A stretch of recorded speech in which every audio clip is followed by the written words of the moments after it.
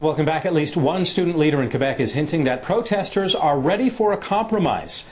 Leo Bureau-Blouin says a different amount in the tuition hike might be acceptable to students. He says that they're ready to meet with the government as early as Monday. Despite a fierce thunderstorm Friday night, thousands of protesters rallied, and there are no signs that they'll stop anytime soon. Student activist Mathieu Perron joins us now on the line from Montreal. Is every night going to be like the ones that we've been seeing? I mean, when does this end, do you think? It ends when the government finally decides to sit down with students and negotiate in good faith, something that they've refused to do since the beginning of this crisis. Now, we've heard of a potential for a compromise. What do you make of that? Why this development and why now? Well, I think there's actually always been a potential for a compromise, and unfortunately I think Leo's comments were a little bit taken out of context by Evan from CBC. He never said that students are ready for a tuition fee increase. English isn't his first language, and what he actually meant to say was that students are ready to sit down at the table and talk about it. When students first started striking, some were calling for free education. Others said we will strike until the government gives us free education. Others said we want you to eliminate the tuition fee increase. Others said we want you to go back down to 2007 level.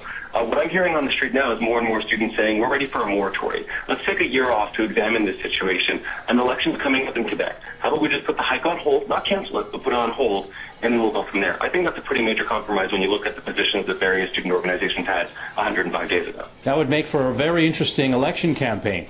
It would. How much do you think this has harmed the Charest government? Do you think that people in CEGEPs, people who are about to be in CEGEP and university, are very angry with this government? Is it most students or just some? I think it's a vast number of students. Now, the number that gets tossed around a lot is 175,000. That's the amount of students who have been on strike for the past 15 weeks now, I believe. But at its peak, there were 325,000 students on strike on March 22nd, which is when we hit our highest number. Beyond that, ever since the introduction of the very controversial draconian Bill 78, we've been seeing more and more people who are coming out on the street saying, you know what, I didn't care about the tuition fee issue. I actually believe tuition fees should go up. But to pass a law that limits freedom of speech, freedom of assembly, freedom of association, that's not acceptable. And as such, that unpopularity rather, is, I think, at an unparalleled level. There have been calls for Bill 78 to be withdrawn. Do you think that that's something that's likely? We'll see. I think the Charest government is definitely surprised by the popular uprising against Bill 78. As you may have heard, there's people taking to the streets in all neighborhoods. It's not even one part of Montreal anymore. Right now, every single neighborhood in Montreal take to the streets every night with hundreds and thousands of pots and pans. His popularity has gone down, so I think he might understand that this bill that he put in place as a temporary solution to suspend civil liberties to calm the protests isn't working, and that in order to regain some support, he might need to reconsider pushing it forward. With this talk of perhaps more conversation between the government and the students, if you were sitting at that table, what would be your first recommendation to the government? Well, that's not for my place to take. In terms of the negotiators who will be there, they get all of their mandates directly from their membership, and their membership have pushed them to ask for certain things, whether it be tuition fees or free education.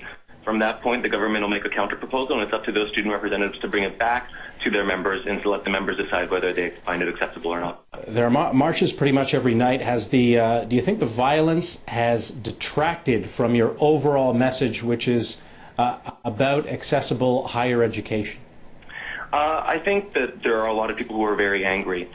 And when you look at how the Charest government handled this situation, they didn't even invite students to the table until 70 days in the crisis, which was already longer than any student strike had ever happened in Quebec.